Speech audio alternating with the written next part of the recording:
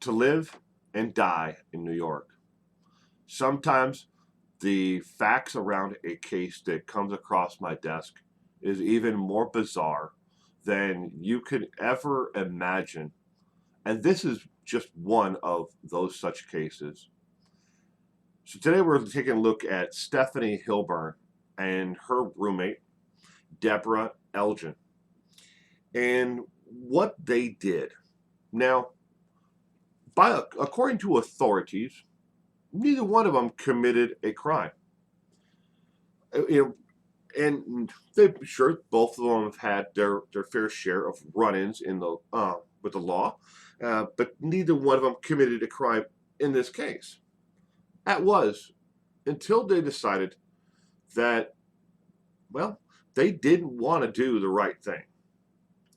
So Stephanie and Deborah were living with another roommate named Patricia Barter, by the way, who was age 62. Stephanie's 43. Deborah is right in there. According to what records you read online, she's got several different birth dates and aliases listed, but Deborah's currently locked away in the penitentiary for other crimes. But what happened in this case was Stephanie and Deborah wanted to have a party. They wanted to have a party on a Saturday night. Now, the problem, with them, and in this case, was Stephanie and Deborah wanted to have a party, but their friend and roommate, Patricia, died of a drug overdose on a Thursday night. Yes, all three of them are heroin addicts. All three of them have been addicted to opioids and to meth and to crack. But in this case, though, Patricia died of an overdose by herself in her room. No crime was committed by Stephanie or Deborah involving the overdose. Neither one of them were actually home at the time that Patricia overdosed. But where their crime came in was they wanted to have that party on Saturday. So Stephanie and Deborah decided, we can't call the authorities because she's dead. They're going to come in here and they're going to want to investigate her death. So they hid the body because that's what made the most sense to them, was hide Patricia's body. They rolled her up in a series of blankets, making her into basically a burrito. They shoved her underneath a bed and did, whatever they needed to do to clean up around the area where she was, discard anything that, that pertained to the actual overdose or use of the illicit drugs, and then went about their day Friday. Saturday came, time to party. Party, party, party. Party, party, party. Yeah, they had themselves a nice house party. They had a barbecue as part of it. They did their thing.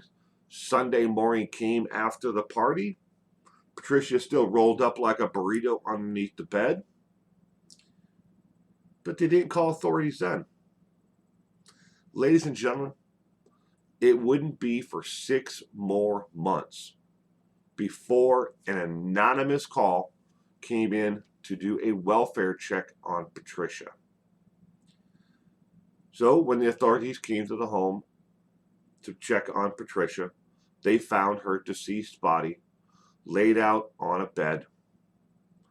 Because at some point they had at least moved her out from underneath the bed where they had put her and put her on top of the bed.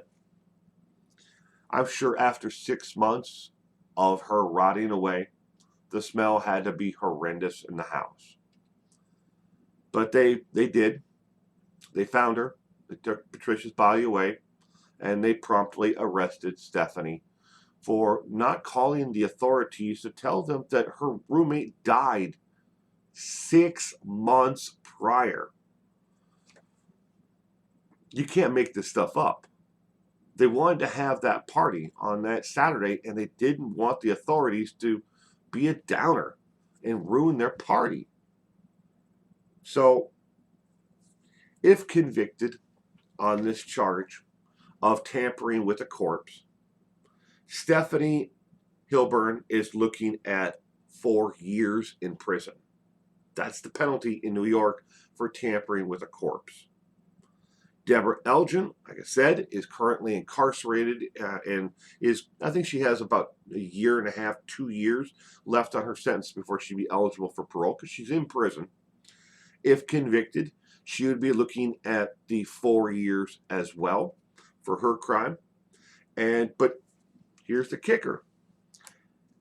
At this time, the DA in the case isn't sure if he's going to prosecute both of them or file charges against them both for the illicit activity that was taking part in the house.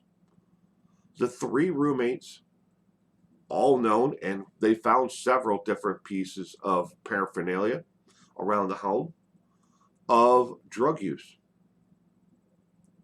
They could be charged with that as well. If charged with possession and the paraphernalia charges for the drugs, Stephanie and Deborah are looking at an additional 2 years on top of that. So 6 years. If they only had enough thought to call the authorities and say, you know what? Yeah, our roommate died of an overdose. Come get her. But instead, because they wanted to have a party on that Saturday, they're now going to look at doing almost 6 years in prison. You can't make this stuff up, ladies and gentlemen. That's just how smart these people are. And in a lot of aspects, I think that's just how smart the world is at this point.